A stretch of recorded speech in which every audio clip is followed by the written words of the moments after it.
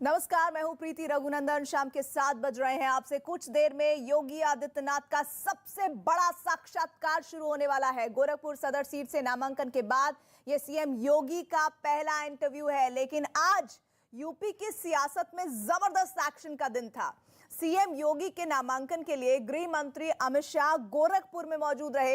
इनके अलावा यूपी के चुनाव प्रभारी धर्मेंद्र प्रधान और यूपी बीजेपी अध्यक्ष स्वतंत्र देव सिंह समेत तमाम दिग्गज भी मौजूद थे।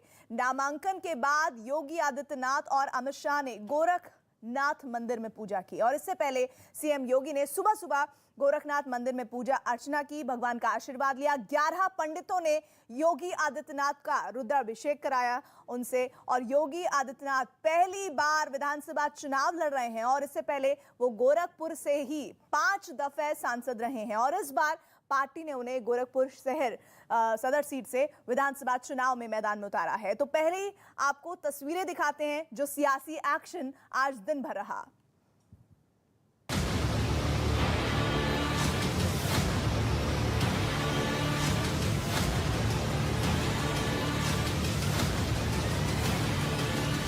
जय श्री राम। पहली बार विधानसभा चुनाव लड़ रहे उत्तर प्रदेश के मुख्यमंत्री योगी आदित्यनाथ ने गोरखपुर सदर सीट से नामांकन दाखिल कर दिया। सीएम योगी के नामांकन के लिए खुद गृह मंत्री अमित शाह गोरखपुर में मौजूद थे। साथ ही यूपी के चुनाव प्रभारी धर्मेंद्र प्रधान और यूपी बीजेपी के अध्यक्ष स्वतंत्र देव सिंह समेत तमाम दिग्गज भी मौजूद थे। गोरखपुर से बीजेपी के तमाम दिग्गजों ने मिशन 300 प्लस की हुंकार भरी। पूर्वांचल और पश्चिमी उत्तर प्रदेश जो माफियाओं के लिए जाना जाता था, देश के गृह मंत्री के नाते गर्व से कहता हूं, योगी आदित्यनाथ ने उत्तर प्रदेश को माफियाओं से मुक्त कराने का काम किया। यहां से सहारनपुर तक आवाज जानी चाहिए कि भाजपा 300 पार कर रही है। 5 वर्ष के दौरान डबल इंजन की सरकार ने उस माफिया राज से, उस गुंडा राज से प्रदेश की जनता को मुक्त किया। योगी आदित्यनाथ 5 बार गोरखपुर से सांसद रह चुके हैं। ऐसे में बीजेपी सीएम योगी के लिए प्रचंड जीत का दावा कर रही है। इसी बीच प्रधानमंत्री नरेंद्र मोदी ने भी आज बीजेपी के जन चौपाल कार्यक्रम के जरिए यूपी के मेरठ, गाजियाबाद, अलीगढ़, हापुड़ और नोएडा के मतदाताओं को संबोधित किया। ये चुनाव सुरक्षा, सम्मान और समृद्धि की पहचान को बनाए रखने के लिए, ये चुनाव हिस्ट्री सीटर्स को बाहर रखने के लिए, नई हिस्ट्री बनाने के लिए यूपी के लोगों ने ये मन बना लिया है कि दंगाइयों को, माफियाओं को पर्दे के पीछे रह करके यूपी की सत्ता हथियाने नहीं देंगे। योगी जी ने कानून का राज स्थापित किया है।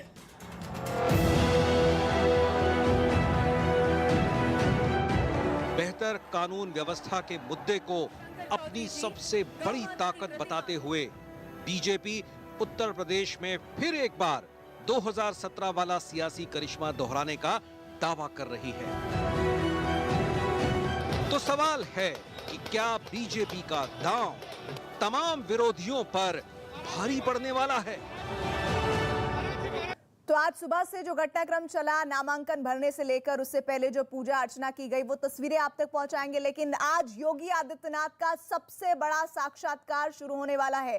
गोरखपुर सदर सीट से उन्होंने नामांकन किया और उसके बाद सीएम योगी का पहला इंटरव्यू आप देखेंगे न्यूज़ 18 इंडिया के पूरे नेटवर्क पर। आपको हम ये दिखाएंगे, थोड़ी देर में ये इंटरव्यू शुरू होने वाला है। लेकिन आज दिन भर किस तरह से सियासत में एक्शन का दिन रहा, वो तस्वीरें आप तक पहुंचाते हैं। दरअसल सीएम योगी के नामांकन के लिए खास तौर पर गृह मंत्री अमित शाह आज गोरखपुर में मौजूद थे। इन 7 तस्वीरों के जरिए सियासत का पारा उत्तर प्रदेश में कैसे हाई था, उस बात का अंदाजा लगाइए। दरअसल उत्तर प्रदेश के मुख्यमंत्री योगी आदित्यनाथ तामझाम के बीच आज उन्होंने अपना पर्चा भरा है। गोरखपुर सदर सीट से वो चुनाव मैदान में है। योगी की कर्मभूमि है और गोरखधाम की धरती से बीजेपी पूरे पूर्वांचल को संदेश देना चाहती है और इसीलिए अमित शाह, धर्मेंद्र प्रधान, स्वतंत्र देव सिंह समेत तमाम बड़ी हस्तियां आज योगी के नामांकन में मौजूद रहीं और एक बड़ा संदेश बीजेपी ने इस नामांकन के जरिए दिया है। साथ ही ये 6 तस्वीरें आपके सामने हैं। तस्वीरें बता रही हैं कि कैसे योगी आदित्यनाथ ने आज गोरखपुर सदर सीट से नामांकन दाखिल किया। सीएम योगी आदित्यनाथ के नॉमिनेशन के दौरान उनके साथ दिग्गज मौजूद थे। योगी आदित्यनाथ के नामांकन के लिए भी जो तैयारियां थी वो कई दिन से चल रही थी। नॉमिनेशन के बाद योगी आदित्यनाथ और अमित शाह ने गोरखनाथ मंदिर में पूजा की और इससे पहले सीएम योगी ने सुबह सुबह गोरखनाथ मंदिर में पूजा, भगवान शिव का रुद्राभिषेक किया। योगी आदित्यनाथ पहली बार विधानसभा का चुनाव लड़ रहे हैं और इससे पहले वो गोरखपुर से ही 5 बार सांसद रहे हैं और इस बार पार्टी ने उन्हें गोरखपुर सदर सीट से चुनाव मैदान में उतारा है। और इस वक्त हमारे साथ 2 खास मेहमान जुड़ रहे हैं। धर्मेंद्र यादव समाजवादी पार्टी से जुड़ रहे हैं, साथ ही साथ समीर सिंह बीजेपी से जुड़ रहे हैं। समीर जी, बड़ा ही ग्रैंड इवेंट आज आपने नामांकन को बना दिया योगी आदित्यनाथ के। कर रहा हूं।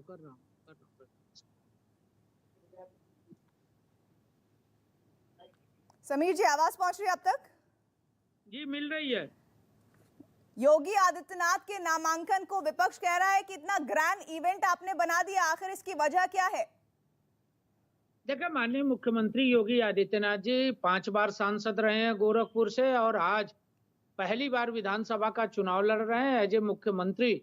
और माननीय अमित शाह जी की उपस्थिति और नामांकन में उनकी मौजूदगी ये बताता है कि आदरणीय योगी जी ने पूर्वी उत्तर प्रदेश समेत उत्तर प्रदेश के जो विकास का काम किया है, जो उत्तर प्रदेश में कानून का राज स्थापित करने का काम किया है और डबल इंजन की सरकार माननीय मोदी जी के नेतृत्व की सरकार के साथ जो उत्तर प्रदेश का विकास हुआ है वो ये बताता है कि उत्तर प्रदेश आज तरक्की और विकास के साथ जा रहा है। और माननीय मुख्यमंत्री योगी जी ने आज गोरखपुर से नामांकन किया है, ऐतिहासिक नामांकन किया है और पूर्वांचल का विकास जिसकी बात आज माननीय अमित शाह जी ने कही, चाहे वो फर्टिलाइजर रहा हो, एम्स रहा हो, बंद शुगर मिलों को चलाना रहा हो, एक्सप्रेसवे पूर्वांचल एक्सप्रेसवे बनाना रहा हो, लिंक एक्सप्रेसवे बनाना रहा हो, ऐसी बहुत सारी महत्वाकांक्षी परियोजनाएं जिन्होंने पूर्वांचल के विकास को गति दी है, पूर्वांचल के तरक्की को गति दी है। चाहे कुशीनगर का इंटरनेशनल एयरपोर्ट रहा हो, माननीय प्रधानमंत्री जी ने पिछले दिनों उद्घाटन किया था।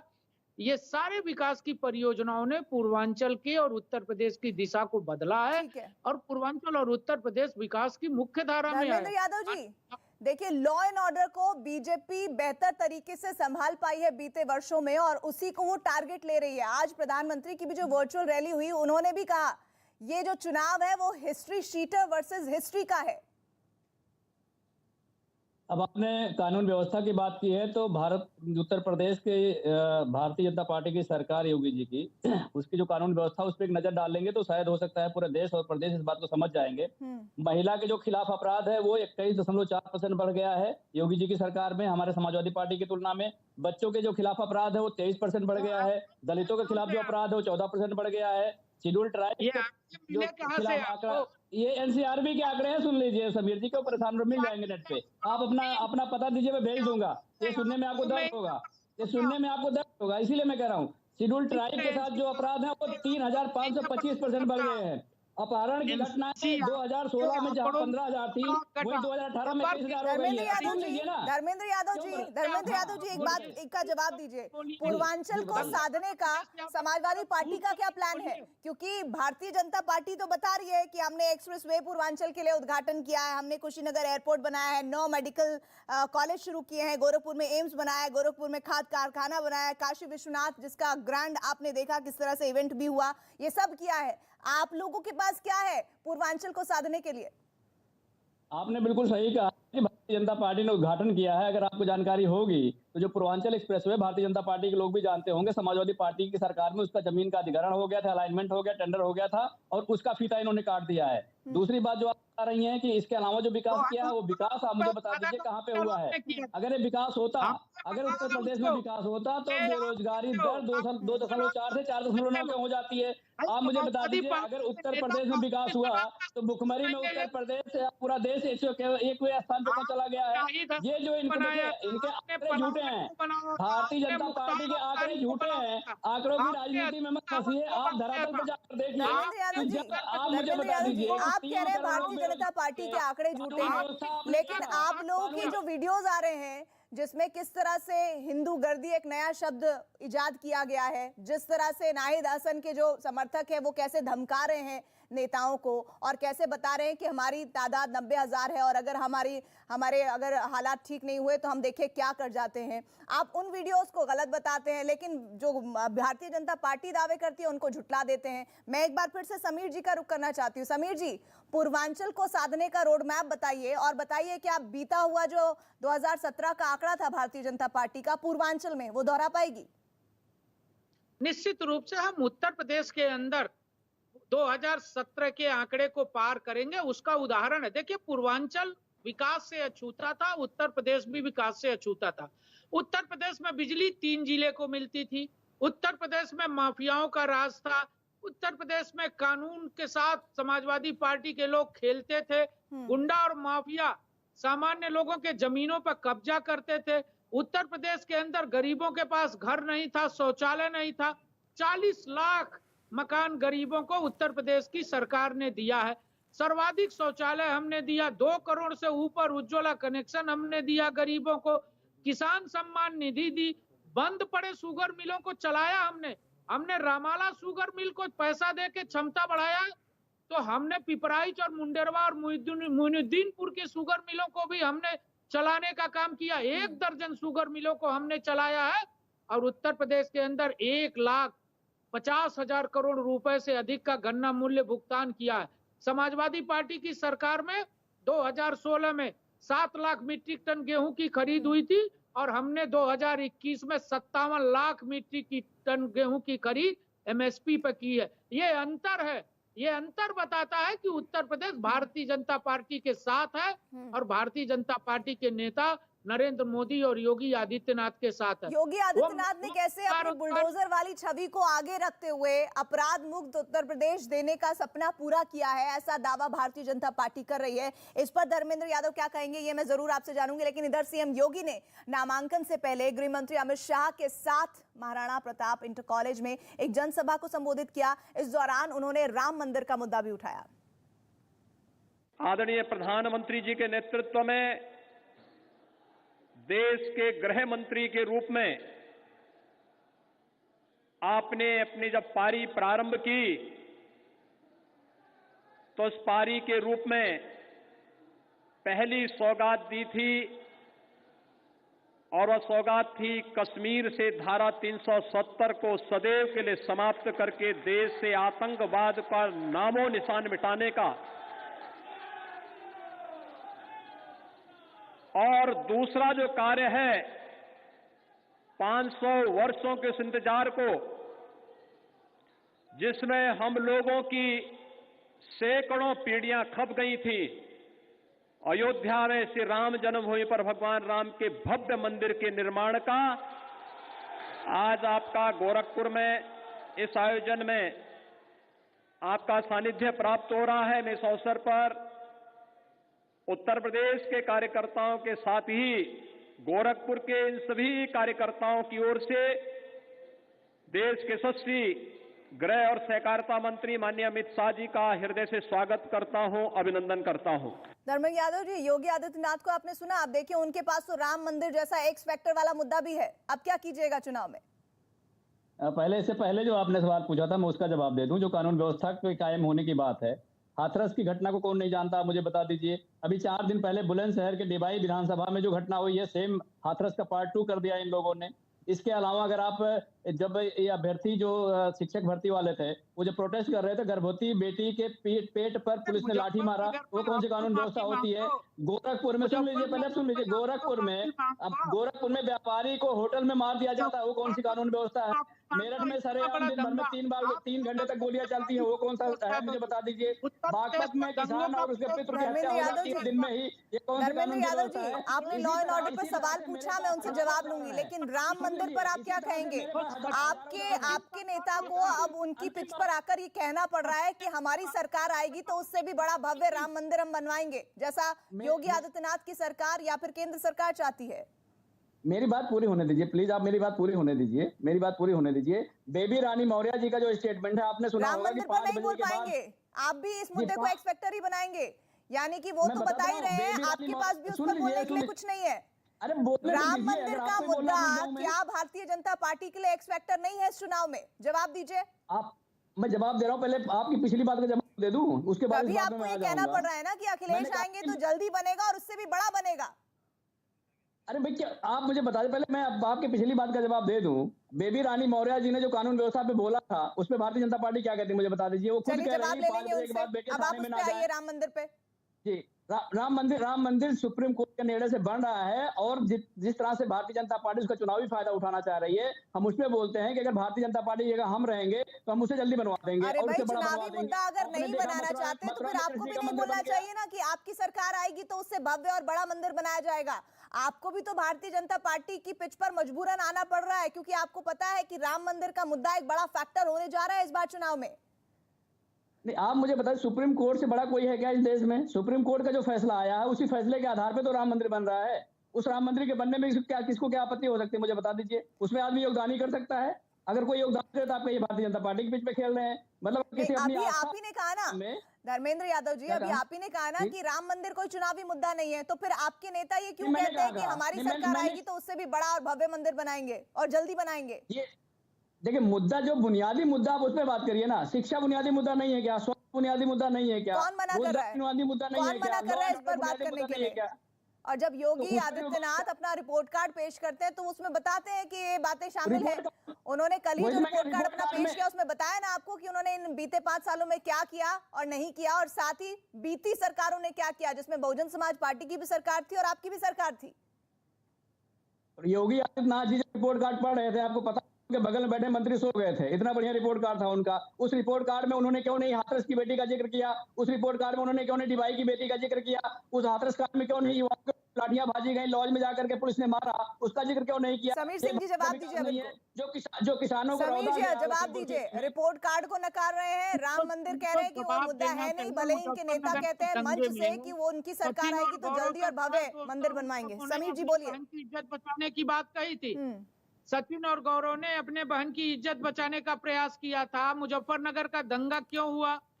कोसी कला का दंगा क्यों हुआ? 700 दंगों के मालिक अखिलेश यादव युवाओं को लॉज और कमरे में घुस के मारा क्यों गया? गर्भवती बेटी पेट पर लाठी क्यों मारी गई? एक गोरखपुर में बेटी अपने पिता को बचाने उसको मार दिया गया। व्यापारी की हत्या होटल में हो गई, इस पे आप क्यों नहीं बोल रहे हैं? आप मुझे बताइए ना। अजय मिश्रा टेनी के खिलाफ क्यों नहीं बोल रहे हैं आप? अजय मिश्रा टेनी और उनके सुपुत्र ने मिलकर किसानों को विरोध दिया, यही आपकी मानवता है? ये आपकी मर्यादा है? समाजवादी पार्टी के एटीएम से पैसे निकालने के मशीन पे गायत्री प्रजापति आज कहाँ है? आजीवन कारावासों के जेल में बहनों के साथ वाली सरकार समाजवादी पार्टी क्या किया? अखिलेश यादव जी गुंडों और माफियों के संरक्षण से सरकार चला रहे थे, जब आप क्यों नहीं देते? सुनिए, पहले अत्याचारी, दुराचारी और बलात्कारी, ये भारतीय जनता पार्टी पूरा गिरोह है। अगर आप करके देखोगे तो आपको पता चल जाएगा। आप ध्यान से चश्मा बदलिए। धर्मेंद्र यादव जी, आप तो उन्हें बोलने नहीं दे रहे हैं। समीर जी को 30 सेकंड तो कम से कम बिना इंटरप्ट किए बोलने दीजिए। आप जिनके ऊपर गैंगस्टर और बलात्कार के मुकदमे, झूठ बोलेंगे, मनोज पारस आप मुझे बता दीजिए, एनसीआरबी के आगे झूठे हैं, नीति आयोग के आगे झूठे हैं, वो सारे आगे झूठे हैं। इसका मतलब पार्टी जिन्ना की बात करने वाली समाजवादी पार्टी, गन्ना में रुपया बढ़ा दिया, इसको बता दो। पूरा 5 साल में गन्ना भुगतान नहीं कर पाए, बिजली का ना कर दिए, और गन्ना किसानों की हालत क्या हो गई? गन्ना किसानों की आमदनी दोगुनी हो गई, 1,52,000 तो आ गया, 6 साल आपको मिला, क्यों नहीं किया, किसने रोका था मुझे बताइए। अगर आपने किया हो तो बताइए कितने रुपए बढ़ गए। यूरिया खाद की बोरी में चोरी कर लिया 5 किलो, आपने डीएपी खाद की बोरी में चोरी कर लिया, आपने डीजल कहाँ पहुंचा दिया, आपने बिजली का बिल कहाँ पहुंचा दिया, किसान जुताई कैसे करेगा, मड़ाई कैसे करेगा, उस पर बात नहीं करेंगे। धर्मेंद्र यादव जी, अगर हम एक एक करके बात करें तो बेहतर होगा, क्योंकि समीर जी जब बोल रहे हैं और आप बीच में इंटरप्ट कर रहे हैं तो उनकी आवाज कुछ टेक्निकल एरर की वजह से दब जा रही है, तो प्लीज ऐसे मत करिए। इधर योगी आदित्यनाथ के नामांकन के लिए पहुंचे गृह मंत्री अमित शाह ने मंच से कहा कि बीजेपी इस बार इतिहास दोहराने जा रही है। विधानसभा चुनाव में बीजेपी 300 पार कर रही है। 2017 से उत्तर प्रदेश विकास की राह पर है। यहां से सहारनपुर तक आवाज जानी चाहिए कि भाजपा 300 पार कर रही है। मेरे साथ दोनों हाथ उठाइए, उठाइए दोनों हाथ। 300 पार के संकल्प की मुट्ठी भींचिए और प्रचंड आवाज से बोलिए, भारत माता की, भारत माता की। समीर सिंह जी, जब गृह मंत्री अमित शाह मंच पर होते हैं और वो ये कहते हैं कि ऐसा आप बटन दबाइएगा कि इसकी आवाज जो है सहारनपुर तक पहुंचे, इसका मतलब क्या है? क्या पूर्वांचल के जरिए पश्चिम उत्तर प्रदेश को साधना चाहते हैं? देखिए, निश्चित रूप से माननीय अमित शाह जी ने जो बात कही, हमने उसको किया भी है। अगर हमने पिपराइच की शुगर मिल चलाई तो हमने रामाला की भी शुगर मिल चलाई। हमने कानून का राज उत्तर प्रदेश में प्रत्येक जिले में स्थापित किया। हमारी इच्छा, सरकार की इच्छा उत्तर प्रदेश के सभी जिलों को बिजली देने की है, सभी जिलों को पानी देने की है। हमने सभी जिलों के गरीबों को प्रधानमंत्री आवास दिया, हमने सबको राशन दिया। हमारी इच्छा, भारतीय जनता पार्टी की सरकार की इच्छा, माननीय मोदी जी और योगी जी की इच्छा, अमित शाह जी की इच्छा उत्तर प्रदेश के विकास की है, विनाश की नहीं है। समाजवादी पार्टी की इच्छा और समाजवादी पार्टी का काम उत्तर प्रदेश के अंदर दंगा कराने का है, गुंडों को समर्थन करने का है, बलात्कारियों को टिकट देने का है, नाहिद हसन जैसे पलायन कराने वालों को नेता बनाने का है। ये समाजवादी पार्टी की सगल है। गायत्री प्रजापति किस पार्टी के नेता है? मनोज पारस किस पार्टी के नेता है? ये समाजवादी पार्टी के प्रवक्ता नहीं बताएंगे। इनके चेहरे बेनकाब हो गए। अखिलेश यादव ने सूची जारी करना बंद कर दिया था इस नाते कि मदन भैया। धर्मेंद्र यादव जी, अभी आप समीर जी को सुन रहे थे, गृह मंत्री ने भी ये बात कही कि अभी जो माफिया है, जो गुंडे हैं, या तो वो जेल में है या उत्तर प्रदेश से बाहर है या फिर समाजवादी पार्टी की सूची में शामिल है, जिस बात का जिक्र समीर जी भी कर रहे थे। सारी बातें उनकी मैं मान लेता हूं, लेकिन जब अपराध बढ़ रहे हैं, दुराचार बढ़ रहे हैं, तो इसका मतलब वो माफिया भारतीय जनता पार्टी में है, इसी प्रदेश में है। मतलब आप ये मान रहे हैं कि जितने भी माफिया हैं वो समाजवादी पार्टी की जो लिस्ट जारी हो रही है उसमें है। आपने बात मानी अभी? धर्मेंद्र जी, अभी बात मानी आपने ये वाली? आपने मान ली ये बात? भारतीय जनता पार्टी अत्याचारी, बलात्कारी और दुराचारियों का गिरोह है। मैं आपको उदाहरण के माध्यम से बता देता हूँ। कुलदीप सिंह आप ये तय करके आए धर्मेंद्र जी, जो मैं सवाल पूछूंगी वो ना बोल के जो आप मन से तय करके आए वही बोलेंगे। जो मैं पूछूंगी उसका जवाब नहीं देंगे आप। निस्ताबूत कर दिया। चिन्मयानंद मुझे बताइए, मसाज करवाते हैं, ये इनके पार्टी के नेता हैं और इनका चरित्र कैसा हो सकता है, आप इस बात को जान सकती हैं। और जो दुराचार है, आप मुझे बताइए, राजीव मिश्रा टेनी के बेटे ने प्लान बना के सुनियोजित ढंग से किसानों को कुचल दिया, उसके बाद ये बात करने की बात करते हैं। कानून व्यवस्था कहाँ चला गया इनका? रोज की घटना है, आप दिला दो। अभी रोज की घटना है, मेरठ की घटना है, शामली की घटना है, बागपत की है, इलाहाबाद की है, प्रयागराज की है, सब घटनाएं हैं। ये रोज की रिपोर्टिंग में बता। उसके बाद कानून व्यवस्था कहाँ चली गई? सरेआम गोलियां चल जाती हैं, नेता के गाड़ी पे गोली मार दी जाती है। ये कानून व्यवस्था की बात करते हैं। धनंजय सिंह नेता की अगर गाड़ी पर गोली मारी जाती है धर्मेंद्र यादव जी, तो फिर पकड़ भी लिया जाता है कुछ ही घंटों के भीतर, और फिर वो सलाखों के पीछे भी होते हैं। आधी बात बताइएगा और आधी गप कर लीजिएगा, और फिर बताइएगा कि law and order Uttar Pradesh का दुरुस्त नहीं है, तो कैसे चलेगा? बताइए आप ही। आंकड़े मैं बता रहा हूँ आपको। आंकड़े आप एनसीआरबी के मानते होंगे ना। एनसीआरबी के में महिला अपराध बढ़ गया, दलितों के साथ अपराध बढ़ गया, महिलाओं के झूठ साथ बोल अपराध रहे बढ़ हो। गया, तो गलत है। झूठ नहीं, आप आंकड़े, मैं आंकड़े पढ़ दूं, रुकिए पहले मैं आपको आंकड़े पढ़ दूं, आपको झूठ लगता है। महिला के खिलाफ, सुनिए पहले, महिला के खिलाफ जो अपराध है 2019 में 59,853 है, एनसीआरबी का आंकड़ा है। जो 2016 में 49,262 था, 49,262 था हमारी सरकार में, आपकी सरकार में 59,853 हो गया, 10,000 बढ़ गया। बच्चों के खिलाफ जो अपराध है 2016 में 89 था, आपकी सरकार 19,145 हो गया। अब मुझे बताइए, आप बताइए कौन सा बताऊं? दलितों के खिलाफ अपराध में बता दूं मैं, दलितों का जो खिलाफ अपराध था 2016 में 10,426 था, आपकी सरकार में आते आते वो 11,829 हो गया। इसको बता दूं मैं, बताइए। दलितों शेड्यूल ट्राइब के साथ बता दूं, ये भी बता दिए। साइबर अपराध की बात बता दूं, अपराध की बात बता दूं, जघन्य अपराध की बात बता दूं, सब में एनसीआर के आंकड़े हैं। अगर आप पढ़ने के आदमी हैं उसको पढ़ लीजिए, आप इस तरह से नहीं कर सकते हैं। आज आईना रोज देखने को मिलता है आपको। आप मुझे बताइए, दिवाली में, बुलंदशहर के दिवाली में बेटी को फिर दोबारा से कहाँ गई कानून व्यवस्था आपकी? क्या सरकार और पुलिस मिलकर कानून व्यवस्था ध्वस्त कर रही है क्या? ये कहाँ का स्वभाव, मुझे बता दीजिए आप।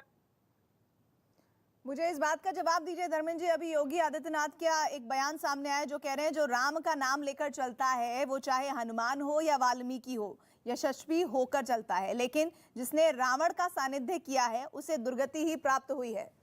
समाजवादी पार्टी की तरफ निशाना है क्या? जो योगी जी का जो अहंकार है ना, वो रावण की प्रवृत्ति है। ये अहंकार बोलते हैं। मुझे बताइए, तमंचावादी शब्द कहाँ है? मुझे बता जो दीजिए। नेता अपने पिता की ना सुने, ये अहंकार उससे बड़ा है कि नहीं है, ये भी बताइए। जो अपने पिता के अंतिम संस्कार में ना जाए, जो अपने पिता के अंतिम संस्कार में जाए, क्या है मुझे बताइए जरा। जो अपने पिता के अंतिम संस्कार में ना जाए वो क्या है, मुझे बता दीजिए आप। नाहिद हसन किया है, बताइए समीर जी, आप बताइए कि जो अपने पिता के अंतिम संस्कार में न जाए प्रजापति नहीं है। अरे बोलिए तो सही, इसको बताइए तो सही। आगे भी होगा, चिंता मत करो आप। आपका अहंकार 10 तारीख को टूट जाएगा और चूर चूर हो जाएगा। जिनका आपने शोषण किया है, जिन परिवारों का शोषण किया 750 किसानों के साथ। समीर जी, ये बार बार विपक्ष आप पर आरोप लगा रहा है कि पूर्वांचल में आज जिस तरह से योगी आदित्यनाथ का आपने नामांकन एक ग्रैंड इवेंट बनाया, आप जो पश्चिम उत्तर प्रदेश की जो आपको सीटों में कमी होती हुई नजर आ रही है उसकी भरपाई आप पूर्वांचल से करेंगे, क्या ये बात सही है? नहीं, देखिए, पश्चिमी उत्तर प्रदेश में हमको व्यापक समर्थन मिल रहा है। पश्चिमी उत्तर प्रदेश का किसान, गरीब, मजदूर, नौजवान, संपूर्ण पश्चिमी उत्तर प्रदेश भारतीय जनता पार्टी के साथ है। हमने पश्चिमी उत्तर प्रदेश का विकास किया, हमने नोएडा में इंटरनेशनल एयरपोर्ट बनाया, हमने दिल्ली से मेरठ की दूरी को खत्म कर दिया, हमने दिल्ली से मेरठ एक्सप्रेसवे बनाया। इनकी सरकार में क्या था? हमने पेरिफेरियल बनाया। हमने पूर्वांचल के साथ साथ, जो मैंने कहा, मैंने पश्चिम का भी विकास किया। रामाला शुगर मिल चौधरी चरण सिंह के जन्मभूमि की शुगर मिल है, हमने पैसे देके उसका विस्तार किया, समाजवादी पार्टी की सरकार ने नहीं किया। और ये गुंडों के भरोसे है पश्चिमी उत्तर प्रदेश में। इनका प्रत्याशी कौन है? नाहिद हसन है। इनका प्रत्याशी कौन है? मदन भैया गैंगस्टर है, मनोज पारस बलात्कारी है। अभी जो वीडियो आए पश्चिमी उत्तर प्रदेश में, जाटों को काट देंगे, हिंदुओं को मार देंगे, ये किस पार्टी की भाषा है? जिन्ना पर विश्वास कौन करता है? ये वही लोग हैं जो हताश हैं, निराश हैं और समाज में विद्वेष फैला रहे हैं। गुंडों और माफियाओं के बदौलत राजनीति पर कब्जा करना। मैं आपके पास दोबारा लौटूंगी। इस बीच आज प्रधानमंत्री ने भी वर्चुअल संवाद किया है, लेकिन किस तरह से इस वर्चुअल संवाद में भी उन्होंने समाजवादी पार्टी पर हमला किया है, आइए आपको वो बयान सुनवाते हैं उनका। आप याद कीजिए, अगर इन्हें मौका मिल गया, किसानों को मिल रही हजारों करोड़ की मदद ये परिवारवादी नकली समाजवादी बंद करा देंगे। किसानों के बैंक अकाउंट में जो एमएसपी का पैसा जा रहा है, ये परिवारवादी समाजवादी नकली समाजवादी उसे भी रोक देंगे। आपको इस कोरोना काल में जो मुफ्त राशन मिल रहा है, ये सिर्फ अपना परिवार का पेट भरने वाले लोग, नकली समाजवादी आपको भूखा छोड़ेंगे। ऐसे लोग। धर्मेंद्र यादव जी, प्रधानमंत्री कह रहे हैं कि ये नकली समाजवादी हैं जो अपने परिवारवाद के लिए ही सिर्फ काम करते हैं और कोरोना काल में जो मुफ्त राशन भी मिल रहा है ना, वो भी आप लोग खा लेंगे। ये आरोप है, सीधा सीधा हमला है और एग्जाम्पल दिया है आपके शासनकाल का भी। संवैधानिक पद पे रहते हुए सबसे बड़े झूठे प्रधानमंत्री ने क्या कहा? एमएसपी का बजट घटा दिया। एमएसपी देने की बात करते, 2 फसलों का एमएसपी मिलता है, उसका भी बजट घटा दिया। दूसरी बात, एक तरफ कहते हैं कि हमने देश को तरक्की करवाई, प्रदेश को तरक्की करवाई, राशन बंटवाने की बात करते हैं तो बताइए बेरोजगारी दर कैसे बढ़ गया, राशन जब भुखमरी में कैसे देश आगे चला गया है। देखिए, इनको क्या करना है, जनता को भय दिखाना है। आप मुझे बोलने दीजिए, इनको जनता को भय दिखाना है और कानून व्यवस्था के बारे में बात नहीं करनी है, शिक्षा के बारे में नहीं है। आप झूठ बोलते हो बैठ के। 2.7 लाख करोड़ रुपए का बजट है एमएसपी का, भारत सरकार का। आपको जानकारी ही नहीं है। में दागी हैं जो कि भारतीय जनता पार्टी से 116 विधायक जो उत्तर प्रदेश के विधायक हैं भारतीय जनता पार्टी 116 उसमें दागी हैं, जघन्य अपराध है। और जो बड़े बता दूं आपको, धनंजय सिंह को क्रिकेट खिलवाती है उत्तर प्रदेश की सरकार और एसएसपी मिलके। ब्रजेश सिंह के खिलाफ कुछ नहीं करेंगे, विजय सिंह के खिलाफ कुछ नहीं करेंगे, माफिया नहीं है, पूरे गैंगस्टर है ये। सुशील सिंह के खिलाफ कुछ नहीं करेंगे, सुजीत सिंह के खिलाफ कुछ नहीं करेंगे, ठाकुर सुभाष के खिलाफ कुछ नहीं करेंगे। लेकिन परिवारवाद की जो बात प्रधानमंत्री ने कही है वो तो सही है ना धर्मेंद्र जी। इससे जातिवाद, इससे बड़ा परिवारवाद क्या हो सकता शिवपाल है? यादव, मुलायम सिंह यादव, अखिलेश यादव, धर्मेंद्र यादव, परिवारवाद का जो आरोप है वो तो सही है ना। उत्तर प्रदेश में अगर किसी पॉलिटिकल पार्टी पर लगता है तो उसमें सबसे पहला नाम आप ही का आता है। मैं आपको गिना दूं नाम, मैं आपको गिना दूं भारतीय जनता पार्टी के नाम जितने हैं। जो आपके रक्षा मंत्री हैं उनके बेटे पंकज सिंह, अरे भाई सुनिए मेरी बात सुनिए। आप जो बता रहे हैं ना, आप ये बता दीजिए ना, फिर वही भारतीय जनता पार्टी यही कहेगी कि आज हमारे अध्यक्ष अगर जेपी नड्डा है तो आपको नहीं पता कि आने वाले दिनों में कौन होगा हमारा अध्यक्ष। लेकिन आपकी पार्टी में ये पता है कि अगर मुलायम सिंह यादव थे तो फिर अब अखिलेश यादव, फिर आने वाले में भी यादव ही सा नेम जरूर लगा होगा। ये निश्चित है। ये बात बार बार भारतीय जनता पार्टी आरोप के तौर पर लगाती है आप पर। मैडम, अध्यक्ष का चुनाव एक डेमोक्रेटिक तरीके से होता है। जो उसके सदस्य होते हैं वो चुनते अध्यक्ष कौन बनेगा, उसमें अध्यक्ष यादव बन जाए क्या कोई और बन जाए। ये जो आपकी पार्लियामेंट्री इलेक्शन है उस हिसाब से चुनाव होता है। कोई ऐसा नहीं कि अपने बैठ जाता है। भारतीय जनता पार्टी में आपसे पूछ लूं, भारतीय जनता पार्टी पूछूं, दलित कितने दलित आपके बने हैं राष्ट्रीय अध्यक्ष, बता दीजिए। कितने ओबीसी आपके राष्ट्रीय अध्यक्ष बने हैं, किसने माइनॉरिटी को बता दीजिए, नाम पूछिए उनसे जरा। एक नाम बता दीजिए दलित और ओबीसी बना हुआ हो, दलित और पिछड़ा एक राष्ट्रीय अध्यक्ष का नाम बताइए जरा। पिछड़ों की बात ओबीसी एक राष्ट्रीय अध्यक्ष का नाम बता दीजिए। अपने पार्टी के राष्ट्रीय अध्यक्ष बनने वाले एक दलित या पिछड़े का नाम बताइए। दर्शकों को कुछ समझ नहीं आता है तो पहले धर्मेंद्र जी 30 सेकंड में आप अपनी बात पूरी कीजिए, फिर मैं समीर जी का बयान लूंगी, वो क्या कहना चाहते हैं, बोलिए। मैं समीर जी से पूछना चाह रहा हूं कि भारतीय जनता पार्टी में कितने दलित और कितने पिछड़े राष्ट्रीय अध्यक्ष बने हैं? आरएसएस में जो मुख्य पद है उस पे कितने दलित और ओबीसी जाकर के बने हुए हैं, उसका नाम बता दें। पूछेंगे कि आपकी पार्टी में बताइए कितने ठाकुर अध्यक्ष बने हैं, फिर आपके पास ये तो एंडलेस डिबेट है ना धर्मेंद्र जी। जो मुद्दे की बात है उस पर रहिए, जब परिवारवाद की बात हो रही है तो उसी परिवारवाद पर स्टिक रहिए ना भाई, उसी पर बात कीजिए। अब आप कुछ ना कुछ लेकर आते रहेंगे तो फिर तो उनके पास भी ऐसे तर्क बहुत सारे होंगे। आप 30 सेकंड में अपनी बात को पूरी कीजिए, फिर मैं समीर जी से की तरफ जाऊंगी। देखिए, भारतीय जनता पार्टी अपने पीढ़ीवाद को छुपाने के लिए परिवारवाद का सहारा लेती है। ये एक बड़ा अम्ब्रेला बनाती है ताकि उसके नीचे वो अपना जो काम है वो करती रहे। कल्याण सिंह जी, जो स्वर्गीय कल्याण सिंह जी हैं, उनकी 3 पीढ़ियां राजनीति में है, उनके बेटे और उनका नाती है। राजनाथ सिंह के पंकज सिंह को आप जानते होंगे, अनुराग ठाकुर के पिताजी के उनको जानते होंगे, वरुण गांधी और मेनका गांधी को आप जानते होंगे, यशवंत सिन्हा को आप जानते होंगे, विजय राजे सिंधिया, चौधरा राजे सिंधिया, वसुंधरा राजे सिंधिया को आप जानते होंगे, दुष्यंत सिंधिया को भी जानते होंगे, रमन सिंह को भी जानते होंगे। परिवारवाद की बात भारतीय जनता पार्टी करती है लेकिन अपने भीतर के परिवारवाद को भूल जाती है। अब जवाब ले लीजिए धर्मेंद्र जी। रामनाथ कोविंद जी को दलित है, देश का राष्ट्रपति भारतीय जनता पार्टी ने बनाया।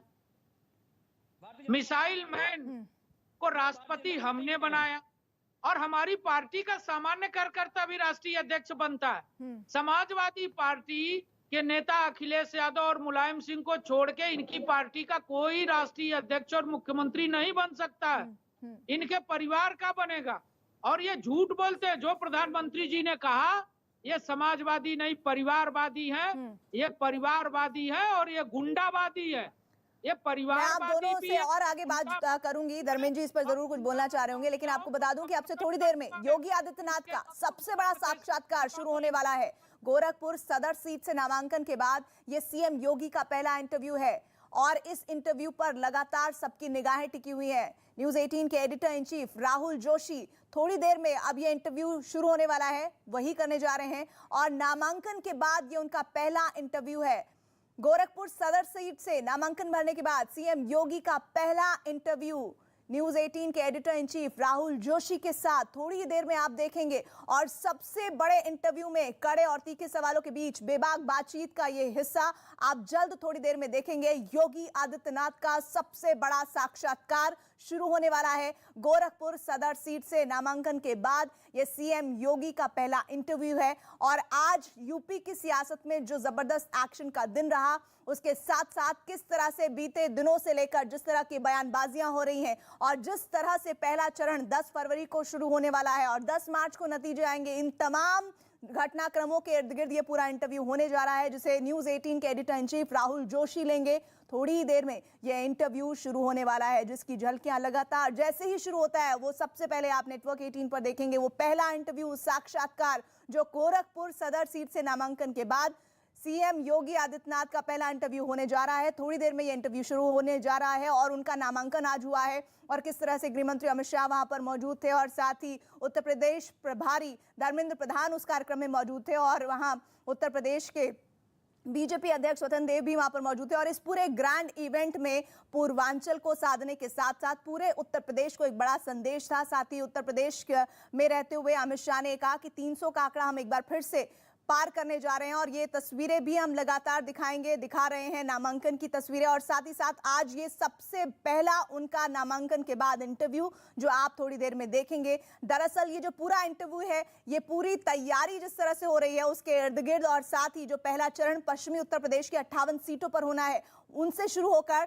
तमाम जो घटनाक्रम आगे 7 चरणों में हम देखेंगे उन पर बात होगी। साथ ही 10 तारीख को जो नतीजे आने हैं 10 मार्च को, उस पर भी लगातार सबकी निगाहें बनी हुई है। धर्मेंद्र यादव हमारे साथ जुड़े हुए हैं। समीर जी जो बात कह रहे थे, धर्मेंद्र जी अब उसका उत्तर दीजिए और ये साक्षात्कार जिसका हमको सबको इंतजार है वो थोड़ी देर में शुरू होने वाला है, उस पर भी हम जाएंगे। समीर जी को लगता है कि दूसरे को गुंडा बोल दे तो इनका जो दुराचार है वो छुप जाएगा, जो इनका अत्याचार है छुप जाएगा, जो इनके बलात्कारी नेता है वो छुप जाएंगे। ऐसा नहीं है। ये दुनिया बहुत छोटी है। डिजिटल मीडिया में आजकल दुनिया छोटी हो गई है, सबको सब कुछ दिखता है। भारतीय जनता पार्टी जिस तरह की बात करती है उसके उलट काम करती है। जैसे बेटी बचाओ बेटी पढ़ाओ को आप ले लीजिए, बेटी बचाओ बेटी पढ़ाओ का जो 79% बजट है वो प्रचार में खर्चा होता है। ये बात भारतीय जनता पार्टी के लोग नहीं बताएंगे। उत्तर प्रदेश की सरकार ने 2017 के बाद आज तक कोई एक भर्ती प्रक्रिया ऐसी नहीं हो जिसकी सूचिता के साथ कर दिया हो, बल्कि पेपर लीक हुए हैं। 2017 में दरोगा भर्ती लीक हो गई है, 2018 में यूपीएससी की जो यूपीपीसीएल की भर्ती लीक हुई, यूपी ट्रिपल एससी की भर्ती लीक हुई, लोअर सब की परीक्षा लीक हुई, ट्यूबवेल ऑपरेटर की लीक हुई, इसके अलावा यूपीआरसी की लीक हुई। 2021 में कौन नहीं जाता है, टीईटी की परीक्षा लीक हुई। अच्छा, धर्मेंद्र यादव जी, अगर आपको ये लगता है कि उत्तर प्रदेश में योगी शासन में कुछ काम नहीं हुआ है, तो फिर आपके नेता को या फिर आपके सहयोगी दलों को जिन्ना के नाम का इस्तेमाल क्यों करना पड़ता है? नहीं, जिन्ना के नाम का इस्तेमाल कौन करता? भारतीय जनता पार्टी करती है। भारतीय जनता पार्टी, सुनिए पहले, भारतीय जनता पार्टी चादर चढ़ाती है और 12 दिसंबर 1941 को भारतीय जनता पार्टी के जो पूर्वज हैं वो जो ऑल इंडिया मुस्लिम लीग है उसके साथ मिलके वेस्ट बंगाल में सरकार भी बनाए थे। तो इनका चरित्र आप अगर देखोगे तो आपको पता चल जाएगा, बेनकाब हो जाएंगे, उसमें बात करने से कोई फायदा नहीं है। लेकिन वो तो कहते हैं कि वो तो राम भक्तों पर गोलियां चलवाते हैं, वो क्या राम मंदिर बनवाएंगे? राम मंदिर तो सुप्रीम कोर्ट ने बनवाया। लेकिन अखिलेश यादव भी तो आकर कह रहे हैं ना भारतीय जनता पार्टी की पिच पर कि हमारी सरकार आएगी तो हम जल्दी और उससे बड़ा राम मंदिर बनवाएंगे। ये बात कही है कि नहीं कही है अखिलेश यादव ने?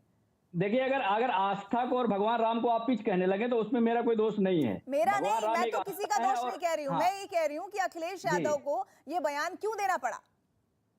नहीं तो भगवान राम पिच कैसे हो गया, आप मुझे बता दीजिए जरा इसको। नहीं, अभी आपने कहा ना कि भगवान राम का जो मंदिर है वो तो पूरी तरह से सुप्रीम कोर्ट के कहने पर बन रहा है, लेकिन क्यों अखिलेश यादव को भारतीय जनता पार्टी की पिच पर आना पड़ रहा है? क्या इसका मतलब साफ ये है कि वो ये भी समझ रहे हैं कि राम मंदिर का जो मुद्दा है इस बार चुनाव में बहुत महत्वपूर्ण होने जा रहा है? आप इस बात को समझिए, किसी की आस्था को, भारतीय जनता पार्टी ऐसा करती है, किसी की आस्था पिच नहीं समझ सकते समाजवादी आप। पार्टी नहीं हर करती किसी ना, की अपनी आस्था है। समाजवादी पार्टी नहीं करती ना। अरे भाई, समाजवादी पार्टी ने कब कहा पिच है? वो तो भारतीय जनता पार्टी के लोग कह रहे हैं, आप कह अखिलेश रही यादव हैं। ने तो कहा हम तो ना, नहीं कह रहे हैं पिच पे। अखिलेश यादव ने कहा, उन्होंने तभी कहा तो पिच सवाल है। बनता है आपसे। आप मुझे बता दीजिए, अगर आपकी आस्था है, मेरी आस्था है, मैं कहीं मंदिर बनवाऊं और भव्य मंदिर बनाऊं, उसमें कोई दिक्कत है क्या? अगर आपको याद हो, अयोध्या के अंदर जितना काम समाजवादी सरकार ने किया है, योगी आदित्यनाथ की सरकार ने नहीं किया है। पूरे पूरे शहर का जो इंटरलॉकिंग का काम है, समाजवादी सरकार में हुआ।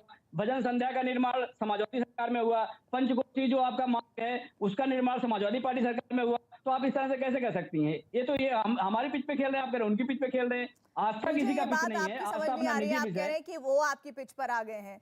आप ये बताइए कि राम मंदिर मैं- के नहीं, नहीं, मुद्दे के मैं- मसले, सुनिए एक मिनट सुनिए। पहले राम मंदिर का मुद्दा आया, फिर काशी विश्वनाथ की बात आई, फिर उसके बाद मथुरा में भगवान कृष्ण के मंदिर की बात आई। अब आप भी विष्णु के मंदिर को बनाने की बात कर रहे हैं। तो आपको भी ये पता है ना कि मंदिर और भगवान का जो ये मसला है, इस पर जो सेंटिमेंट्स है या इस पर वोट पड़ता है। इसीलिए समाजवादी पार्टी जो अपने आप को अभी तक इन मुद्दों से अलग रखती थी, उन्हें भी भगवान परशुराम की मूर्ति, उनकी जयंती के दिन छुट्टी, जो ऐलान उनके समय में पहले भी था, उसको करना पड़ रहा है दोबारा से। अब देखिए, फिर वही बात आ गई। हमारे सरकार में परशुराम जयंती की छुट्टी थी, तो हम अपनी आस्था को बचा के रखे थे। मैं फिर आपसे कह रहा हूं कि देखिए, आस्था कोई पिच नहीं है, आस्था कोई क्रिकेट नहीं है। आस्था अपना निजी विषय है, हर व्यक्ति का, हर धर्म का, हर जाति का, हर किसी का अपना विषय है। आप उस पर डिबेट करेंगे तो उल्टा डिबेट जाएगा। अगर किसी की आस्था के साथ आप उसको इस तरह से समीर जी, इस्तेमाल आप करेंगे, जवाब वो इसकी दीजिए इस आस्था बात पे खेल रहे पर। हैं। समीर जी, जी, वो आप कह रहे हैं बताइए। कि ये भगवान राम आस्था का विषय हो सकते हैं, चुनाव का विषय नहीं हो सकते हैं। नहीं, इनकी आस्था तो जिन्ना में है। देखिए, अखिलेश यादव ने क्या कहा कि जिन्ना महान थे। कितनी इनकी आस्था आतंकवादियों में है, जिनके अयोध्या में राम मंदिर पर हमला करने वाले आतंकवादियों को बदला वापस भगवान राम का नाम अखिलेश भला हो जाता। हिंदू है। अरे मेरी बात सुन लो ना भैया, मेरी बात सुन लो ना, हमने आपको सुना। देखिए, अखिलेश जी ऐसे हिंदू हैं जिनको सपने में कृष्ण भगवान मुख्यमंत्री बनाने के लिए आते हैं, लेकिन कृष्ण जन्मभूमि उनके एजेंडे में नहीं है। कृष्ण जन्मभूमि को तोड़ के आक्रांताओं ने मस्जिद बनाया। अखिलेश जी अपने घोषणा पत्र में लाएंगे कि हम कृष्ण जन्मभूमि का भव्य निर्माण करेंगे, राम का मंदिर का निर्माण करेंगे। पैसा चंदा दिया, कार सेवकों पर गोली कौन चलाया, काशी विश्वनाथ कॉरिडोर का कौन अपमानित किया, मजाक करके, ट्वीट करके, बयान देके अखिलेश यादव ने किया था, ये किसी और ने नहीं किया था। आप वोट के हिंदू हो, वोट लेने के लिए आप हिंदू बनते हो, और आपका जब चुनाव खत्म हो जाता है तो आप तुष्टीकरण की राजनीति करते हो। आप मुजफ्फरनगर के दंगे के दंगाइयों को सम्मानित करते हो। अखिलेश यादव जी बुला के चाय पिला रहे थे अपने घर में। मुख्तार अंसारी को समर्थन करते हो, जिसने कृष्णानंद राय की हत्या कराई थी। चलिए ठीक है, मेरे साथ राजनीतिक विश्लेषक शिवम त्यागी जुड़ गए हैं। शिवम, अभी हमारे साथ समाजवादी पार्टी से धर्मेंद्र यादव जुड़े हुए हैं, जो ये कह रहे हैं कि भगवान राम आस्था का विषय हो सकते हैं, लेकिन चुनाव में भारतीय जनता पार्टी जानबूझकर उनका नाम ले रही है। लेकिन जरा बताइए कि जब अखिलेश यादव भगवान राम के मंदिर की बात कहते हैं, तो क्या भारतीय जनता पार्टी की पिच पर आकर समाजवादी पार्टी को नहीं खेलना पड़ रहा है इस चुनाव में? क्योंकि वो जानते हैं कि इस मुद्दे पर बड़ा फैक्टर है जो वोट इधर से उधर शिफ्ट हो सकता है। देखिए, मुझे लगता है कि इस देश में, दुनिया में सब जगह मर्यादा पुरुषोत्तम भगवान श्री राम की पिच पर आकर तो सबको ही खेलना पड़ेगा। जो नहीं खेले वो खत्म हो गए, ये तो इस देश ने देखा है। मर्यादा पुरुषोत्तम भगवान श्री राम से नफरत करने वाले, उनको गाली देने वाले, उनके सेवकों पर गोलियां चलवाने वाले आज कहां गर्त में चले गए हैं, वो इस देश ने देखा है और देख रहा है। अब उनको समझ में आ गया है कि कुछ भी करके कहीं ना कहीं भगवान श्री राम के चरणों में फिर से जाकर शायद माफी मांगेंगे, कोशिश करेंगे, उनकी बात करेंगे, उनकी पिच पर खेलेंगे, तो हो सकता है कुछ वोट मिल जाए। लेकिन ये भी सच्चाई है कि वो तो सर्वव्यापी हैं, वो सब कुछ जानते हैं, सब कुछ समझते हैं, कौन सच्चा है, कौन झूठा है, कौन साथ है, कौन नहीं है, कौन भगवान को मानता है, नहीं मानता है, कौन बहुत आतुर है, बहुत जल्दी चाहता है कि किसी ना किसी तरीके से जैसे ही चुनाव खत्म हो तो मर्यादा पुरुषोत्तम भगवान श्री राम को त्याग कर फिर से जालीदार टोपी लगाऊं, क्योंकि उनकी यूएसपी तो वही रही है। एक आदमी जहनी तौर पर इतनी जल्दी तो नहीं बदल सकता, लेकिन हाँ इतना जरूर है, जहां तक बात मर्यादा पुरुषोत्तम भगवान श्री राम की है, जो राम का हुआ उसके सब काम बाय डिफॉल्ट ही बने, और भारतीय जनता पार्टी उसका जीता जागता उदाहरण है। कहीं ना कहीं 90 के दशक से लेकर आज तक जो चला आ रहा है, ये अपने आप में अविस्मरणीय है और ये आगे भी जारी रहेगा। ठीक है, मेरे साथ अब धर्मेंद्र यादव जी हैं, उनको दिखाइए। धर्मेंद्र यादव जी, जो भगवान राम की पिच पर आकर नहीं खेलेगा उसका तो वैसे भी काम तमाम हो जाएगा। शिवम त्यागी ये बात कह रहे हैं। अब मैं आपको फिर बता देता हूँ, मैं पिच का इस्तेमाल नहीं कर रहा हूँ कि पिच पे खेलेंगे। भगवान राम के आदर्शों की आप बात कर लीजिए, मैं भी बात कर सकता हूँ भगवान राम के आदर्शों पे। भगवान राम का जो आदर्श है वो गृहस्थ जीवन को जीने का आदर्श है। आप मुझे बता दीजिए कि क्या योगी जी गृहस्थ जीवन जी रहे हैं, क्या मोदी जी गृहस्थ जीवन जी रहे हैं? अच्छा एक बात बताइए धर्मेंद्र जी, नहीं, क्या ये भगवान राम का आदर्श है? मुझे बता दीजिए। व्यक्तिगत जीवन को हर बार लाना क्या आवश्यक है? आवश्यक है। एक बात बताइए, अगर आदर्श जीवन जीने का मतलब गृहस्थ जीवन में ही रहना है, इसका मतलब हमारे देश के जो राष्ट्रपति थे एपीजे अब्दुल कलाम, वो क्या आदर्श नहीं है? हम जैसों के तो आदर्श हैं, आपके है कि नहीं है? ये कैसी आप मतलब मुद्दे कम पड़ गए हैं क्या आप लोगों के पास? देखिए जब मैंने एकदम ऐसा सवाल किया आपके सिग्नल से जाने लगे। आपके पास मुद्दों की कमी है क्या जो इस तरह के आपको तर्क लाने पड़ रहे हैं धर्मेंद्र जी? ये तर्क नहीं, आप मुझे बताइए, भगवान राम जो मर्यादा पुरुषोत्तम भगवान राम की बात करने वाले लोग हैं, क्या उनकी मर्यादाओं को जानते हैं? उंगलियों पे जानते हैं भाई कौन सी मर्यादा? मैंने एक मर्यादा बताया कि भगवान राम ने गृहस्थ जीवन जी करके ये बताया लोगों को कि आप ये मर्यादा सीख सकते हैं। भगवान राम ने सेबरी का जूठा बेच खा करके ये छूत को हटा सकते हैं। तो क्या जो शिवम त्यागी जी ने तुरंत ही आते ही एक खास मजहब के लिए तुरंत कमेंट कर दिया, क्या ये भगवान राम के आदर्श में था? भगवान राम ने को साथ ले लिया था, लेकिन योगी आदित्यनाथ तो अपने इंसान को साथ नहीं ले रहे हैं। उनको मतलब जबरदस्ती किसी का इनकाउंटर करा दे रहे हैं। अब मुझे बताया खुशी दुबे भगवान राम के को नहीं मानती है क्या खुशी दुबे उनको दिखाई नहीं दे रही है? शिवम जी को दिखाई नहीं दे रही है, समीर जी को दिखाई नहीं दे रही है, योगी जी को दिखाई नहीं दे रही है। प्रीति जी, मैं तो खास तौर पर न्यूज 18 इंडिया की टीम से और आपसे गुजारिश करूंगा कि इस पर्टिकुलर 1-1.5 मिनट को आपको फ्रेम कराकर आजीवन के लिए रख लेना चाहिए, क्योंकि चुनाव होने के बाद तो इन्हें मर्यादा पुरुषोत्तम भगवान श्री राम याद नहीं आएंगे। मतलब कमाल की बात यह हो गई कि समाजवादी के प्रवक्ता मर्यादा पुरुषोत्तम भगवान श्री राम के आचरण की बात कर रहे हैं। मतलब उनकी तमाम बातों पर वो एक्सप्लेनेशन दे रहे हैं। उनकी जीवन शैली क्या थी उस पर बात कर रहे हैं। जिसने आजीवन गालियां दे देकर निकाल दिया, वो ऐसा 360 डिग्री चेंज हुआ है। ये तो मोमेंट है, मुझे तो लगता है इसको तो रिकॉर्ड करके रख लेना चाहिए, क्योंकि इसके बाद ये फिर एकदम जो है बदल जाएंगे चुनाव होते ही। क्योंकि भगवान राम की बात तो ये तभी करेंगे ना जब तक इनको वोट लेनी है, उससे पहले बाद में तो कभी याद नहीं आए। आपने पूछा नहीं धर्मेंद्र जी मुलायम सिंह यादव जी से कि जब वो कार सेवकों पर गोलियां चलवा रहे थे तो तब क्या मर्यादा पुरुषोत्तम भगवान श्री राम याद नहीं आए उन्हें? आपने पूछा नहीं उनसे जब वो रैलियों में जाकर कहते थे कि मैं चाहता तो मतलब अगर कुछ और माहौल बिगड़ता था मैं और गोलियां मरवा सकता था और लोगों को मरवा देता, लेकिन कुछ नहीं होने देता। आप तब मर्यादा पुरुषोत्तम भगवान श्री राम भगवान नहीं थे? आपने पूछा नहीं अखिलेश यादव जी से जब 2019 में रैली कर रहे थे, किसी ने जय श्री राम का नारा लगा दिया तो बोले ये बीजेपी का आदमी है, इसको जेल में डालो अंदर।